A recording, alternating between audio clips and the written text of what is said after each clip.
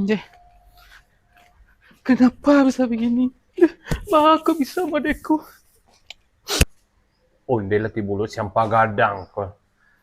Tapi ndak ada. Ale belanjonya kemarin ndak ada. Cocoknya kemarin ndak ada. Tapi dia cocok di jigo yo. Yo mati di kerancan saya bantu ya. Dah, Aja deh kau leh. Americano cie. Hah? Americano cie.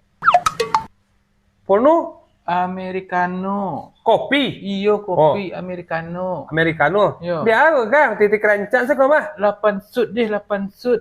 Cimil sedang sedih. Cimil sedih mana kini? Di mana kau duduk kan? Dia teh dah. Dia teh, belah. Dia agak tenang hati Cimil sedikit. Belah. Nanti 8 sud dah 8. Agak cepet kah? Pegat teh tu. Jadi dah. Dia kau lagi jigo inyo saya patas lero dia.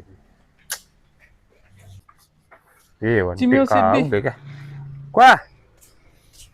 Hah? Ikut Americano Cimil tadi dah. Americano Cimil tadi kah? Kau pesan ke nak?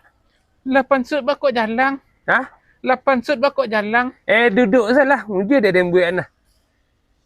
Sasok saya. Tuah sasok saya. Kau dia kah? Ada pajak kaladak dah. Hah? Sudah nyurenggut kehormatan Cimil nyopai. Coba dak. Indah coba dak dah pajak tu. Dia. Elok salah kau dek. Udah mana hari nyurenggut kehormatan Cimil nyobai bayi lelaki orang lain. Andeh ya. Oi.